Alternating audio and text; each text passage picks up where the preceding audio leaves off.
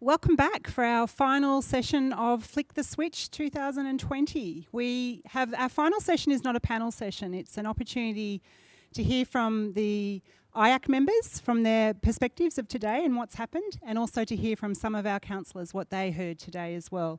So I just want to take this moment to thank all of the young people who submitted questions for today. We've had some great questions that have led the conversation. And also thank our watch parties that have been joining us and listening to what's going on. And also thank you to our panellists who showed up and were willing to be part of the conversation. So to start us off, we're going to do something called a little check-in. And it's an opportunity for everyone in the room to have their voice heard. We're going to start over with Molly and go in a zigzag. And the question that we're asking people is to introduce themselves and to share, what did you hear today that really struck with you? These guys have been in the room all day deeply listening, so great opportunity to hear their perspectives. So take it away, Molly. Hi guys. The biggest thing that stuck with me today, I think, was in the diversity panel. I think that we talk a lot about racism and sexism, but there isn't a lot of talk about disability. And I think that's something that I would like to focus on in the future as well. Hello, so my name's Cameron Nichols. I'm the Children and Youth Development Officer for Council. Look, it's been a fantastic day, and I think, what really stuck with me today is that young people have some absolutely incredible insight and some fantastic ideas, and youth-led is certainly the way moving forward, and I think that's been demonstrated today with our panellists and young people. Hi, I'm Zara Childs, and I'm fortunate also to be part of IYAC. A really profound thought that was stemmed from today's conversation was the distinction that was made between community services through paid relationship and community relationship in the sense of human connection, because I think we're all inherently relational beings and thrive off the support of the community, whether it means for our employment, our education, and accessing all other freedoms. But we do need our human connection to do so, not just solely off of these paid relationships that some people have no other autonomy but to access just those. So thanks. Hi, I'm Sally. I really loved the employment panel that really delved into how young people are lost and they're still trying to figure themselves out. And I thought it was really amazing to hear all the perspectives that were made. Hello there, my name is Zahed. Thanks for, it's been a pleasure being here. So what really struck with me was regarding building networks, so how important, the essential of being in a network. So meaning, when there is a network, so it produces a lot of opportunities for different people from multicultural, different cultures. So that's what really struck me today. Thanks. Hi, my name is Seth, and I think the thing that stuck with me most, and this was both in the employment panel and in the mental health panel, and I think what stuck with me most is that actually connecting people with the services is as important, if not more important, than actually improving the services themselves. So making sure that the community has access to them, basically. Hi, my name is Chloe. One of the things that stuck with me today was, it was something that I actually heard across all three panels, and it was basically about education and being aware. So like with mental health, understanding how to talk to someone who might be having a bit of a crisis, or like with diversity, like understanding and having like deaf awareness in that, and then also with the independence, like learning how to file like an ABN and that. So it was just general education and awareness. That's what I saw today. Hi, I'm Caleb. I really valued today in the last session about employment when Reese talked about it's who you know, not what you know. So I learnt in that session, I've heard it before, but I haven't heard it being explained as well as what he did. I learnt that I need to reach out my hand and talk to my friends, meet new people, make more mates so that I can talk to them, so that I can help improve myself in the workforce, especially as I personally start to leave school? Hi everyone, my name is James. What I had today and stuck is the fact that most young people have phone addiction, and these things actually connect to me because whenever I'm at home with my family, for example, we don't have that family relationship. And I see that family relationships, they are destroyed. They are destroyed because of social media. And in saying so, I heard one of the panelists talking about phone addiction and that we should stop blaming children and start educating them about how to get rightful information. For example, myself, I found myself being addicted to social media. So I stopped going on Facebook, for example, cut it off for 6 months, and then I went back to YouTube and watch motivational videos and everything like that, and then I did things. It was something that I actually learned today. Yeah. Hi, I'm Jacinta, and the thing that stood out most to me was definitely the talk about mentoring and the importance of community connections and just the support from community in all aspects. And I definitely think that, yeah, those conversations are really important. Good evening, everyone. My name's Andrew Fechner, and I'm a councillor with Ipswich City Council.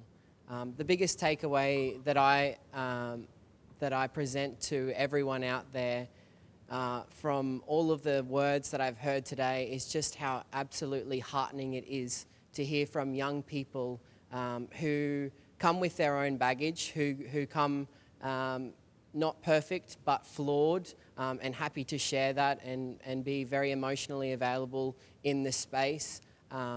And those people particularly concerned with not letting other young people fall through the cracks, making sure that young people have access to services, making sure that young people have the opportunities to succeed if they want it. Make sure that those struggling the most, their friends, their peers, people they don't even know, there was genuine concern for other young people in the city. And I think that is one of the most heartening things and probably the best takeaway for me for today, just to see that there were so many young people inspired about what makes our city tick. And sitting here as an elected representative, there's heaps of takeaways, that I get to work with. We have so many creative ideas about things that we could be doing, as a council, but just as genuinely good community members that care about intergenerational equity. And I believe that from all of the conversations that we had today, each and every person that spoke on a panel, particularly the young people that were brave enough to look down the barrel of the camera and say, this is what I think should be happening in our city. We need to thank them because this is the start of something really beautiful for young people in our city. Hi, my name's Alexandria. Thank you very much for the opportunity to be able to listen to all of the different perspectives today. It was very eye-opening listening to not only the services that were here, but also the young people that were on the panels. Much like what both Chloe and Seth said, a key concept for me today was education. You can have the services around, you can be really passionate about diversity and about mental health, but if you don't have that education, passion, there's something that is going to fall down. You need the education to be able to be diverse and to be able to be sensitive, but education's also a lifelong journey. And on the diversity panel, they spoke about always being curious and always being open and not worrying if you don't know everything, because every day is a new day, you're going to learn something new, and to be open to that. G'day, I'm Jacob. For me, it's been pretty inspiring to just see how everybody seems to want to have a rewarding life and succeed, but they want it for more than themselves. They want that for everyone, and I just think that that's really cool. There's a lot of desire to just be connected to the right information, to learn from other people's mistakes and make sure that we all benefit and prosper. And one thing that I think is really beautiful is just the emotional intelligence that's been on display. That's not something that young men have always been good with, but in general, I think it's much better than the time that I came out of high school. I think we've got a more emotionally intelligent Ipswich, and that's just so awesome to see on so many fronts. Hello, I'm Mayor Teresa Harding, and we've been told that if we heard someone say something that we were going to say to repeat that. So the word that I'm going to use is emotional intelligence that Jacob just used. When I look around, what struck me today was the emotional intelligence of this group, but also the earnestness and also the generosity that they've shown in wanting to help everyone in Ipswich. So thank you very much. That's what struck me. Thank you. Hi, my name's Chloe. I think the thing that stuck with me most is, I believe, what Molly said during the employment and training, which was the being listened to and being respected as a young person. You go to a lot of different events or getting to somewhere you want to be, and as a young person being respected or listened to, you just don't think it's always there. And personally, within my life, there's a daily occurrence of sort of not being listened to, being in a male-dominated industry, not being listened to and not being respected as a young female. So I think that's what stuck with me most. Hi, I'm Casey, and what I heard were really powerful, real stories, and they are so important because they really feed into the foundation of why and how we are building strong communities, better programs, and hitting all these key education, better services. So it was really powerful to me, and really drove home all those things of why we do need to listen to young people.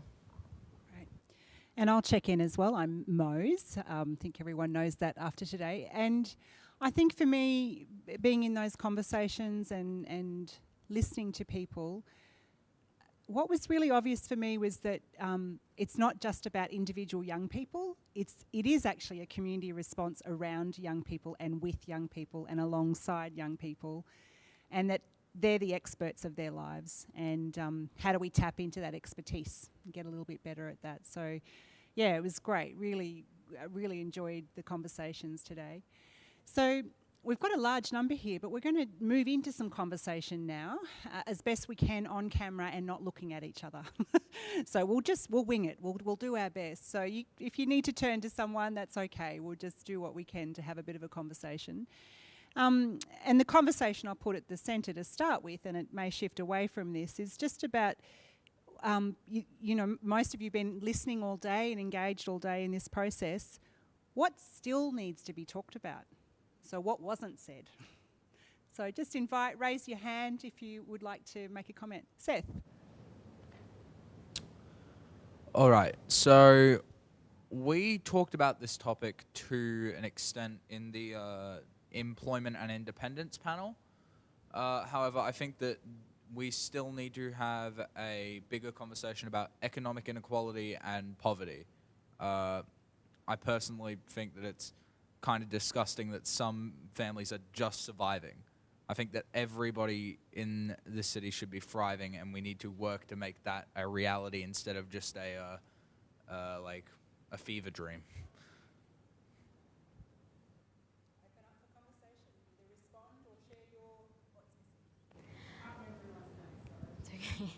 I think it's really important to acknowledge the avenues that legitimize everything that was discussed today. It's all well and good to hear voice and hear everyone's opinion, but I think the key drive for me is to see, okay, how are businesses going to come back and implement these, whether it's policies or whether it's leading culture through their own leadership. I'm quite firm about believing in leaders cultivating culture, and I just think it would be so great to set a foundation of what this looks like, and just the legitimacy of it all would be really reassuring, I think. So just discussions around that. And this is the beginning. This is the beginning of a policy. There was some engagement with the community around a policy direction, and this is the beginning of that policy, is talking with young people again. So it is the start of a long path. His mother. Sally. It still needs to be talked about is how different cultural backgrounds can play a huge role in mental health. As a young Asian person born to migrant parents, mental health was never talked about. I was told to suck it up and to get over it, and that diminished me even more. And I feel like many people struggle with this, and we needed to talk about how we can work on that.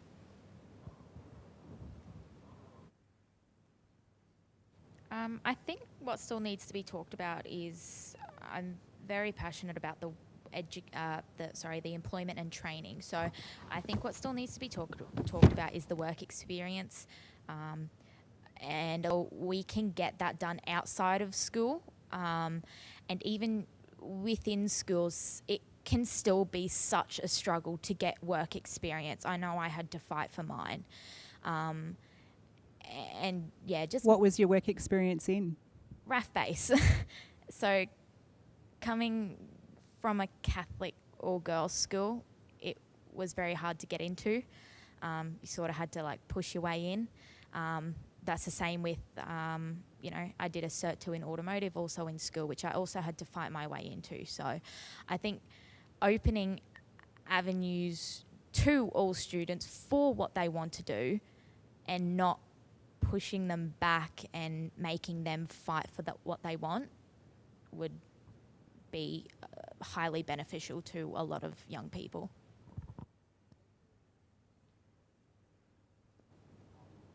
I think something that need to be talked about is a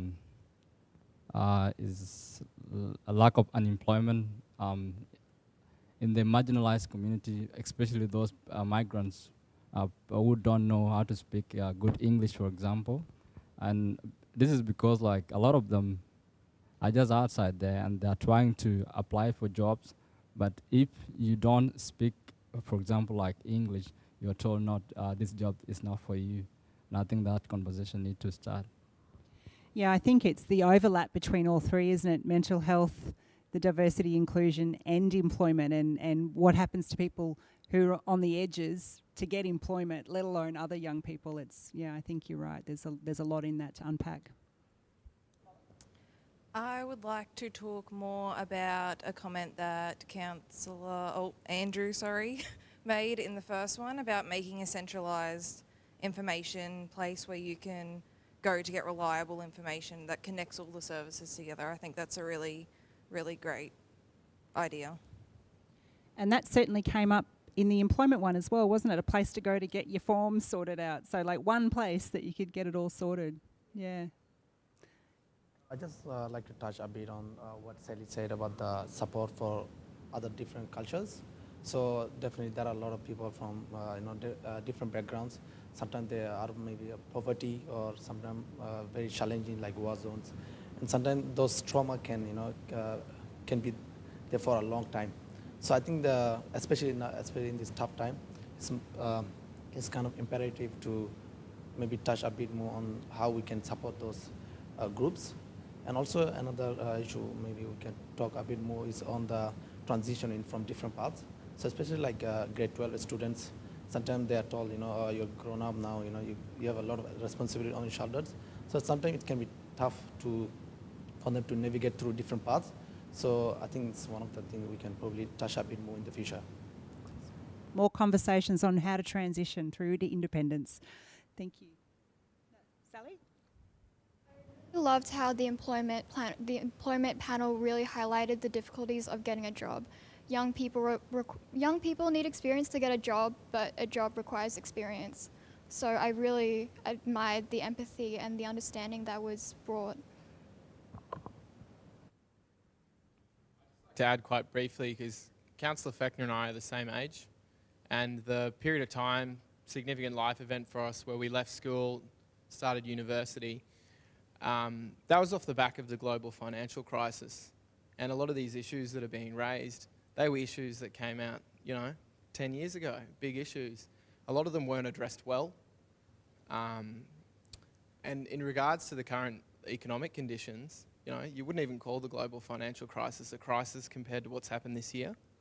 So I think it's really important that, you know, we see these items actioned on. Like, these matter, these affect people for the rest of their life.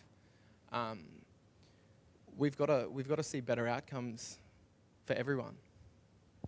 And I think that certainly came up in the last panel, just about the practicalities of implementing a new transport route. It's a 10-year plan, it's not tomorrow. So what I'm hearing from that is, how do we keep planning support now for the future? It's if we want a thriving and vibrant city, it's what needs to happen. Another thing that I heard was the transport in the employment and training. Obviously, I mean, a lot of people probably didn't know how long these things take. So, I mean, a lot of people will move to a new suburb, for example, Carolee. I know personally our family moved out there. They knew they were going to have to take me to these places because there was no transport. And yes, you know, the economy's growing and people are, you know, population's growing. But I think people also need to understand that they can't just go into a suburb and automatically demand that this happens right here, right now. Obviously, they've got to go through the right areas and avenues to get what they want. But yeah, I mean, transport in Carolee is very hit and miss. A lot of people in Carolee don't really want that transport to come in. Or a lot of people I'm living around don't. But we understand, and yeah, like I said, people just need to understand that it won't come right there, right then, and they need to go through the right avenues and be patient with that area. So maybe that's something we didn't talk about today, was how do we respond to the needs of everyone? Good luck, council. It's a challenge, isn't it? It's like competing demands and needs, and what's in the best interest of the whole community. How do we do that? What's some other things that haven't been spoken about today that matter? That didn't really get discussed too in depth was about how do we create an Ipswich that is youth friendly beyond just accessing services and education, in terms of, you know, tourism and just more of that, I guess, more fun stuff that we don't talk about, because that's still really important, especially to young people. In developing, you know, arts and culture in the town, tourism in the town, and that would, I think, you know, that's what draws people in, that's what really grows youth communities as well, beyond all that other really, really important stuff. So I think that's a really important discussion that could progress as well, that just didn't get touched on today. Great, thank you. Did I see a hand go up? Yep. No? Molly, I think you had your hand up. I was going to touch on what Casey said. I think we didn't really talk about youth events in Ipswich, and I think the stigma around Ipswich itself. But I am starting to see, as a positive, some of my favourite comedians booking in for Ipswich shows, so that's great to see. But I think there's also negatives as well with Ipswich events, not just with council, but raceway events, when they're setting up defect stations out the front when people are trying to get to safely driving, but they're getting in trouble for it. I think there's some issues around that need to be talked about as well. So talking about the good things. And maybe a gift of COVID is comedians are looking for smaller venues. There's some opportunities. Or, you know, if we can't travel more than 150 kilometres, Ipswich is very close to Brisbane. What are you... Yeah, I like what you're saying there around different opportunities. Just to echo what you're saying, Molly, we need to have fun as well. It can't be all work and no play. My kids are aged 20, 21, 22. And you want them to be able to party locally with their mates and friends, not just always go to the valley and all that sort of stuff. And we need to have that. And that's, I think, an exciting part of the CBD redevelopment, making sure it's that nightlife and entertainment precinct, but also having those areas in other parts of Ipswich as well.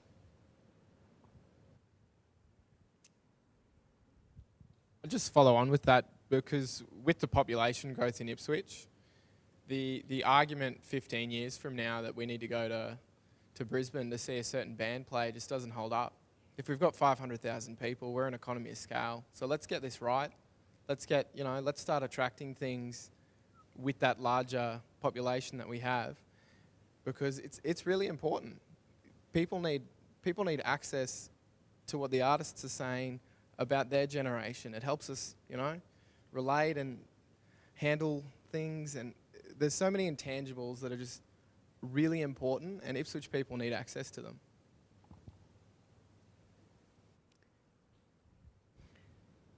I guess I just have two things, and my first is a question that I'll pose to any IYAC member here that would like to answer it, and then I'll follow on with my second point so you have time to think about the question that I'm about to pose. So true. Of all of the discussions that we had today, we didn't really discuss, the here and now stuff, the events that you would like to see. So my question to the IYAC members who would like to answer that is, what kind of events do you want to see that are specifically targeted for your particular age group or younger? So think about that while I go on to my second point, which we didn't really discuss today. I guess we didn't openly discuss how digital technology is affecting the way that we socialise. We touched on it a bit when we were talking about mental health and diversity and the potential negative impacts social media has on us. However, if we're meeting less and less physically in a room as a community and meeting more and more online, is that inherently better or worse for us? And that's not really a conversation that I need to have or a question that I need to answer, but is it working for young people? Is that something that we've truly explored?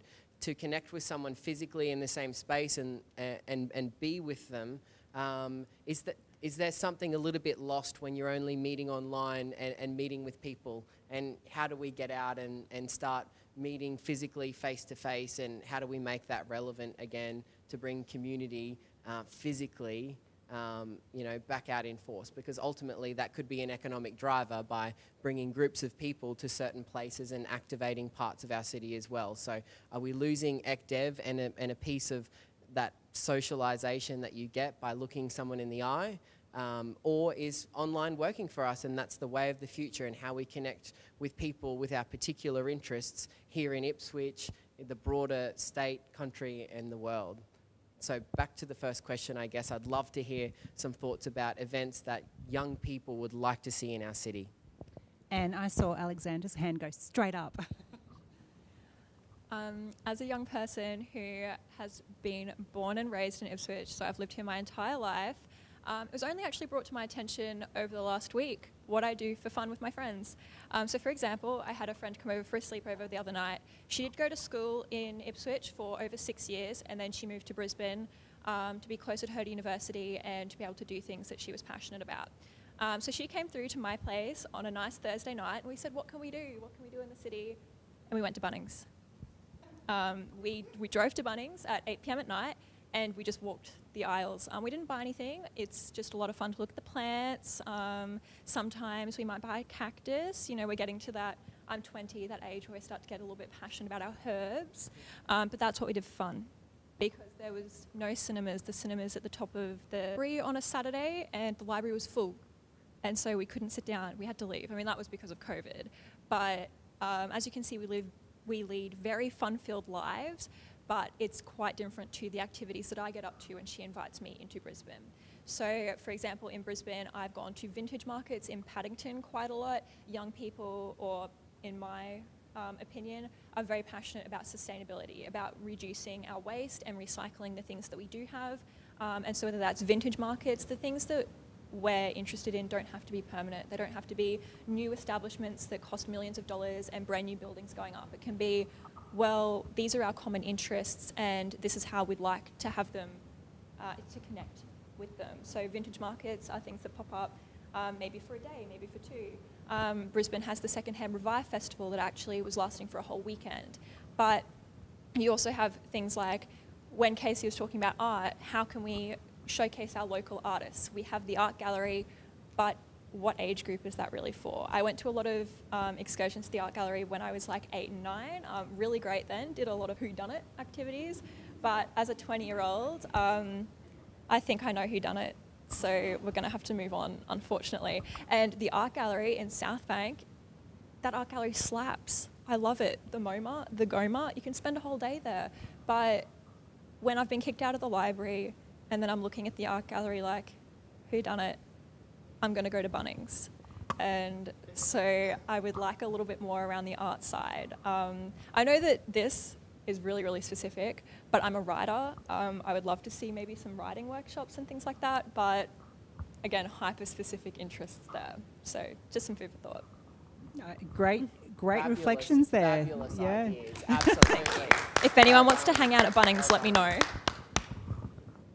Anyone else? What other youth events and activities? I am really loving the artwork that is around Ipswich, the new murals that are popping around. I'd love to see more of that because I am a car enthusiast. I would like places to take my car and get photos of it.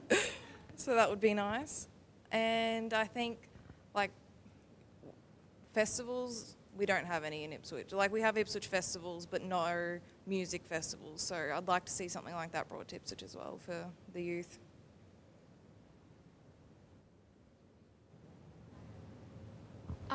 I would really love to see food festivals where many different vendors can come in and introduce different cultures to everyone who might not be familiar with them. And I think food is an amazing way to get to know people and to bond with them. So I'd be really into that.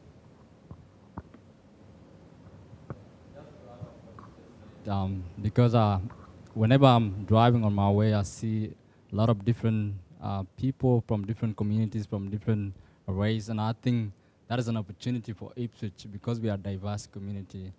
And in saying so, I think we can use the same to actually like bring different cultures and different communities to promote that diversity and to create competitions because I'm a dancer.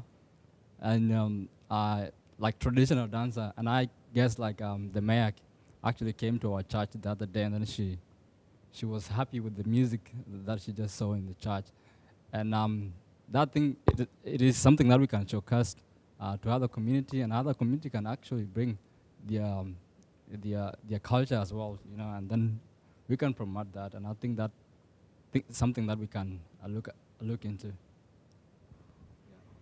I think Seth had his hand up. I wanted to mention an idea that we've bounced around in private in IYAC, which is the idea that a lot of these events that we want to see in Ipswich are actually already happening, maybe not on as large a scale as we'd like them to be, but they are happening. The issue is awareness about it and education about these events, where, for example, this was the night after we had this exact conversation. The councillors and Mayor Harding was there. We were talking about how there's nothing on in Ipswich, and we learned that there was a film festival later that night, and not a single one of us was aware about it. So in a lot of respects, awareness is actually key instead of, again, and we said this earlier talking about some of the organizations that are, some of the organizations and services that are available both with mental health and employment. It's more about connecting people to these services or to these events than it is to entirely revamping these events. I think it also taps into, I think it was the point you made, Andrew, in the first session about there are community events that are there, but they're not accessible for young people. So how do we understand how to invite young people into those spaces? Are they, if you showed up to a film festival, would you be welcomed? Like if it's on, it's like, so how are those, that was something else today. Seth? Well, I wasn't originally going to respond to what Andrew said, but I guess I will now. If you do want to get people to get off their computer and come and do events in real life, what you need to do is actually give them a reason to go. So I think that we all agree that a lot of the events in Ipswich are lacking when it comes to why would I get off of my computer and stop playing games or whatever when these events just barely appeal to me and I have basically zero awareness about them anyway? So I would say the solution to this problem of events in Ipswich not exactly doing the best is giving the youth something to actually look forward to. Great. Okay. Any more responses to that question, Casey? Just one that I probably want to mention, and it might be the obvious one, is the nightlife scene in Ipswich. Especially, obviously, as a young person that can legally go to them. But not just from the youth's perspective. A lot of, especially when we're talking about, if we're comparing it to, Brisbane's, a lot of the nightlife scene, a lot of things are very safe spaces for LGBTQIA plus people. So they actually provide a lot of safety and spaces for queer folk. So I can't say I see a lot of spaces specifically designed for our queer community in Ipswich that are, within just kind of more of that fun environment. Obviously, a lot of services have, programs, but yeah, I feel like that's probably a lacking thing that could be resolved, with events and things like that. Great. I'm just going to pause for a moment, and if I'm not going to put you both on the spot too much, do you mind just introducing yourselves, your name, and if you've had a chance to watch any of the panels today, something that's come out of that for you. If that's too much, I know it's difficult when you arrive late, just introduce yourselves would be great. So front and back. Thank you. Hi everyone, my name is Apollina, and no, I didn't get a chance to watch any of the workshops. I wish I did, and I'm sure that everyone did amazing, so thank you. Thank you. Yeah, hello, my name is Wilonja, and I want to get a chance for watching, and then when I get a question, when I have something to chat, and then I will talk about. Yeah, thank you. And so we're just having a little conversation now about what wasn't spoken about today, and some of the things that are coming out are things like youth events, what's happening, and that there might be events, how do we make them accessible for young people so they're part of the community too? Any other comments on this topic, Sally?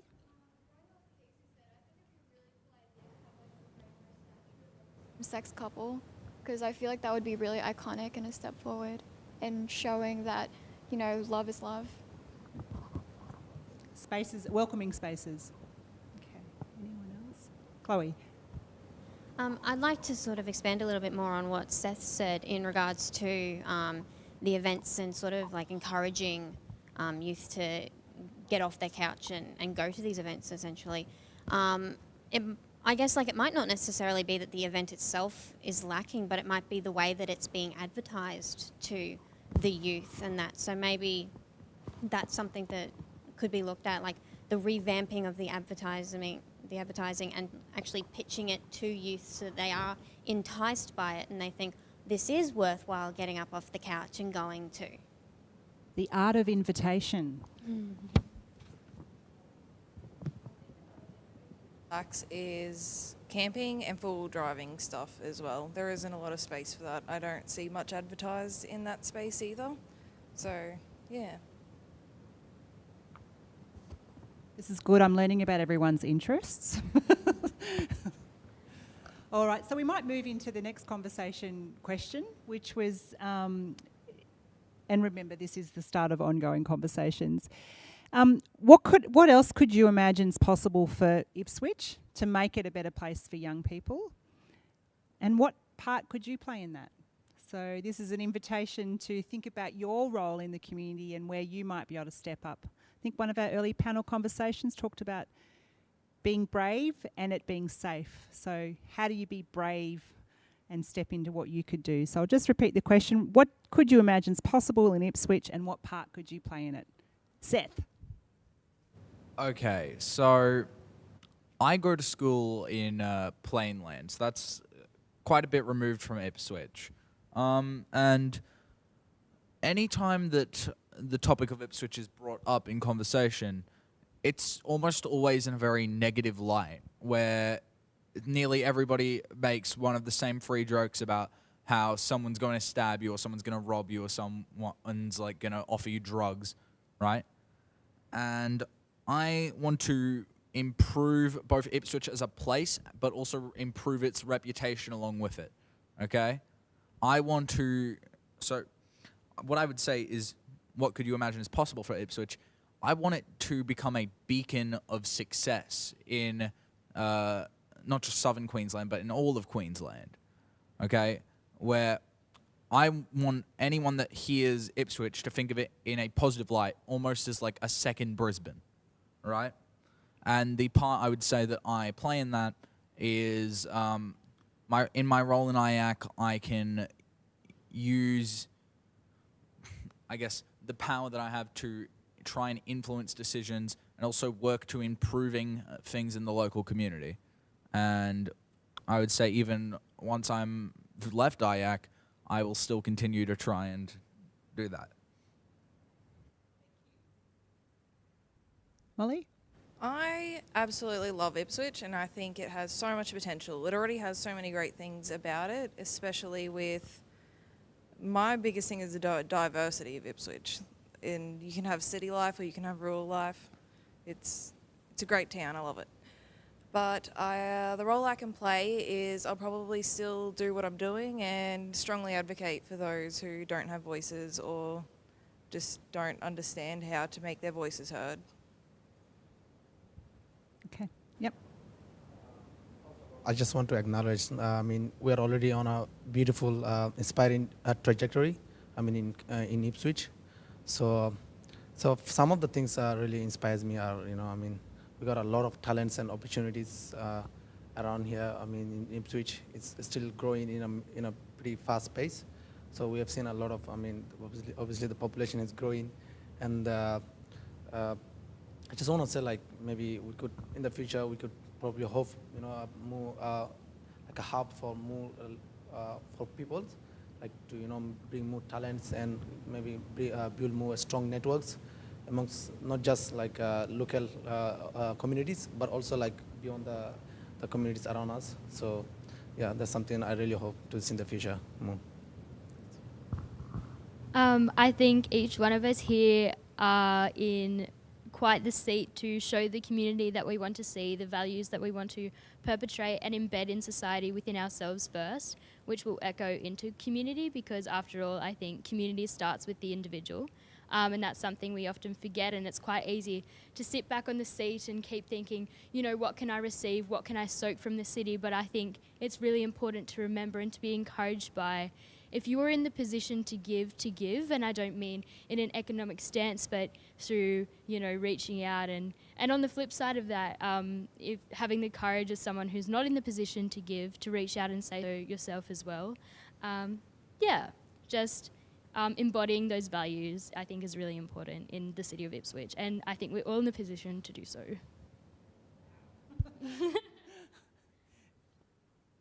And on from some of these thoughts, I think one real issue that we've had in Ipswich is that we've allowed the most cynical, negative people to define us.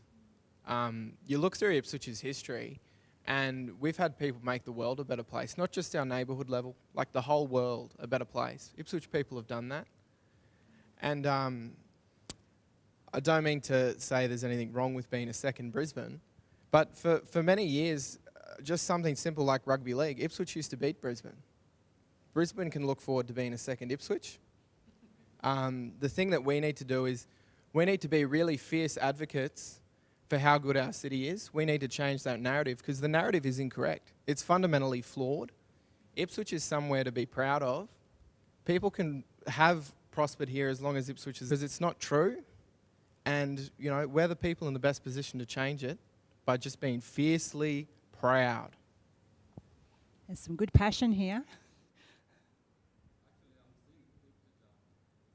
Another Gold Coast in 5 or 10 years, because I'm seeing a swing film is coming up, like it's looking amazing, And as I was thinking about the same question in answering it, I'm seeing like Ipswich could be in a position to create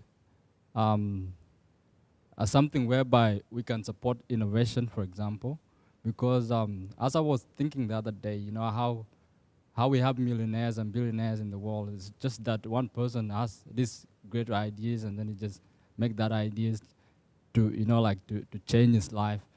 And I came up with this idea of creating something, but again, too, where do I start it? You know, that was the question that I asked myself. But in going forward, I'm seeing Ipswich, you know, having something like that, having an answer to my questions. And that is what I'm willing to share, yep. I also just wanted to speak quickly to the role of mentorship, because I think that's also played quite a profound part in my trajectory towards leadership and becoming a stronger leader within myself. And I just think if you're a young person in this room and you're in the position to mentor or share a skill with someone, like age doesn't matter, just share it anyway. And if you're a responsible adult in this room or even watching, I really encourage you to do the same, because I think mentorship is something that's quite undermined. You don't even need to have the title of, you know, this person's overseeing me, but just opening up that skill to someone else, opening up that conversation, opening up that opportunity for someone else to really come from a place of your understanding, because after all, what was said before, you do only know what you know, and your freedoms only go as far to what's handed to you. So I think it's really important to extend that to the people of Ipswich as well. Okay, probably time for one more response. Just to sort of wrap up, and considering what everyone else has said, I think what I see is possible is a city that can work together in achieving, like, let's say, you know, a better, you know, in bringing up better opportunities for young people, or in bringing up better opportunities for families. And yeah, just to encourage that, you know, it's together, although we're different individuals, but it's the idea of coming together as those individuals and working together to make it, you know, what we wish it to be. Great. So I'm going to step back into the circle and just share with anyone that's online our next wise steps, and then we'll finish with a checkout. So we've got another question. So what was the point of all of this? So this started because there were some conversations at the end of last year with young people and families, and then from that a policy was developed, and now it's about implementing that. And this is the start of those ongoing conversations. So what will happen from now? This will influence Council's direction for implementing its policy. More input will be sought from young people. I think one lesson we've had today is things take time, so some patience as we implement, remembering it is the start, and it will help prioritise steps to shape your Ipswich. So shapeyouripswich.com.au is a place to go to stay and be part of the conversation. So make sure you keep putting your questions up. This isn't the end, this is just the beginning. It's been a little bit of an interesting experiment on having to be COVID safe and do it online. So don't stop engaging now, keep going. There'll be continued conversations. Also, from all of there's a lot of information that was talked about and shared today. An infographic summary of today will go out, so keep your eye out on Facebook and all the usual places for that. Also shapeyouripswich.com.au. And I just want people to know too that the Council received 230 questions and comments from young people before today's event. So it was a summary. We did read out some actual questions, but there was a summarising of all the different themes that came through. And just a quick thank you to everyone, all the organisers who've put a lot of work into making this such a successful event, and all our panellists, and of course, all our amazing young people. I'm going to step out of shot again and we'll do a checkout. So a bit like how we started, we checked in with a question. I'm going to give an opportunity for everyone to have a voice to end. If we were in circle, we'd go in the opposite direction. So I'm going to start on this side, if that's okay. And we're doing a zigzag, so we might start at the back with you and we'll go zigzag. And the question for our checkout, in a few words, we have 10 minutes, so we're all going to self-regulate by the big clock here and work out how much we can speak. How are you feeling now about the future for young people and of young people in Ipswich? And we'll start with you, if that's okay. For now, I feeling like young people in Ipswich, the future is coming good because we try to help. We try to help them to connect them to different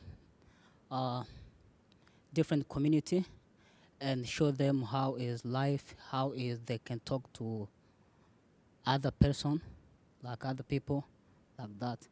And I think in the future, our Ipswich it will become good. Yeah.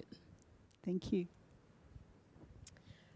I feel very empowered, and I can sort of see, or I'm able to vision a better opportunities for younger generations.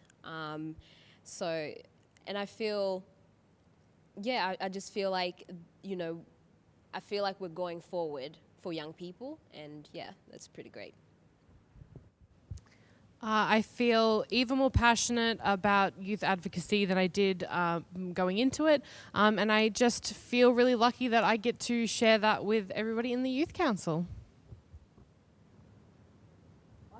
Grateful. I feel very grateful to be the mayor of a city with such wonderful youth. Thank you very much. I'm pretty excited to see the future. Having three younger sisters myself, I'm excited to see how Ipswich is going to improve and change and see what they get to experience that I didn't. The influence the youth have on our city with the rising opportunities for them to have a voice in the way the city operates and the change that they influence. But I'm also very excited to see, I guess, the fruits of this live stream today and all the conversations that we've had. I'm filled with a lot of hope, frankly. One thing that I really love about young people, and I say that as someone who's not very old myself, is that young people don't put things in the too hard basket. They say, what's the problem? How do we want to solve it? And they get stuck in. And I just think the more that we empower young people in Ipswich, the more that we're going to confront issues that have traditionally been put in the too hard basket. And that's just so awesome to see. We kind of jump out the box sprinting on this one, and the room today and the past few weeks has just been a swill of amazing ideas and how to connect with young people. But at some point, someone has to take ownership of all of this. I'm feeling extremely hopeful about the ability for everyone that sits here in this room today, but in the broader community, to fill every unforgiving minute with 60 seconds worth of distance run for each other and for our community. And the execution is everything, and the conversations today, they have to mean something, and we'll keep each other accountable and make sure that we take actions from today to make sure that we can achieve some level of intergenerational equity, not just for the mayor and her family, not just for Jacob and his young family, and not just for these young people that sit in this room and their families, but for many generations to come. From where you just left, because we are the parent of tomorrow, and therefore, like, if you don't empower the young people at the moment, and then meaning like tomorrow, the future of our children is at risk, and therefore I feel hope. I feel there's hope because we are on the right track, and because of things that actually going on, like drug abuse, for example. Young people are more into drugs, and because we are on the right tracks, I see there's hope. Yeah, that's how I feel.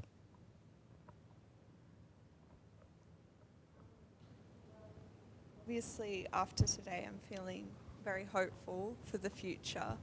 It's great to see that the adults are finally listening to the youth. I think that's really important. However, I also think that it's really important that we don't let this conversation stop here. I think that sometimes we can hear that this is really great, and then we lose a bit of momentum. But I think it's really important that we continue to push this forward and make those changes. Feeling very positive about the future of Ipswich. and our young people. I think it's important to remember that this is the first step and things won't happen overnight. I think it will be a slow process, but this event today I think has been the first step. With so many youth actually posing questions, they are being heard now. This is the chance for them to be heard, and now we know what they want. So it's a step forward. I feel very enthused and very empowered. I believe that there's a lot of room for improvement for Ipswich that I've learnt about today. I believe that there's a lot of power that can be involved in changing the stigma around Ipswich, and I believe that we have learnt today that we have an important role to play in that. And I'm also very glad in that today has equipped the youth of Ipswich with the skills necessary to tackle life, and I believe that to be such an invaluable opportunity for the youth of Ipswich. So I definitely do believe that that will help improve Ipswich in the following years. From my short 3 months with IYAC, I can say that I know IYAC is filled with just amazing leaders who are unreasonably passionate about this city, and I know that they are energized, and if we can utilize that energy, we not only can but will drastically change things. First of all, I feel grateful to be here in this beautiful white community that is Ipswich, and I'm really excited about the future. The fact that we are here talking about this today is a testimony that, we're not letting down the youth or the people who are, from a very challenging backgrounds. And not only, we are thinking ahead. So we are being very hopeful about the future. So we want to make sure, it's a more inclusive from all walks of life, different walks of life. So, yeah, I feel, really inspired by today, and I hope we keep it, much better in the future. Thanks. Hi. First of all, I wanted to thank every single person in this room for making this event amazing to be a part of. I am wearing my IYAC shirt with pride, and I cannot wait to work with you all in the future. Thank you for being here. Yeah, wow. I'm so blown away by the transparency and the vulnerability that really allows the reality of what it is that we go through in Ipswich to be captured today.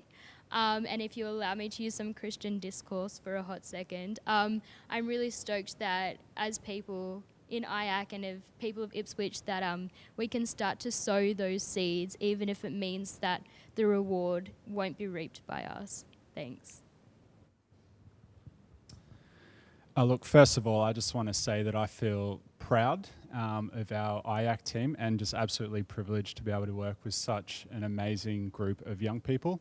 I get to do this week in, week out, so it's just, it's really, really important work, and I'm so grateful to have each and every one of you involved in the program for your commitment. If I may, I wanted to finish mine with a quote, and this is as followed. Youth are the leaders of today, not tomorrow. We are assets, not liabilities. We are solutions, not a problem to be solved. And I'll leave on that note. Thank you. I am feeling very, very hopeful for the future, and I would also like to thank everyone for coming and making this event possible. And I'd also like to say a big thank you to Cameron as well for really empowering that youth voice with everything, all the time, 100%. Well, that little 100 emoji, that's Cameron. So thank you, Cameron, and thank you everyone for making this event possible, and all the watch parties. Thank you, everyone.